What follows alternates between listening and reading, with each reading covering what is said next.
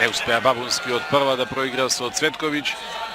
Не се изнатрчаа толку фудбалерите и на едните и на другите да немаат сила, енергија. Се е чисто, нема офсајд. Бесар Ибраими, шанса за Шкендија. Бесар, додавање и 1-0 за Шкендија со погодокот на Љатифи во 66-та минута.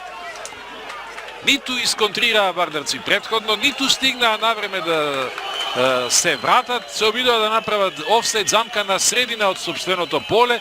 Правовремено беше додавањето во простор за Бесар Ибраими. Искусниот напаѓач на Шкендија можеше и сам да финишира откако му појде во пресред голманот Талески, меѓутоа несебично се определи да асистира, а Љатифи да го запише својот 4-ти погодок во годинашниот шампионат.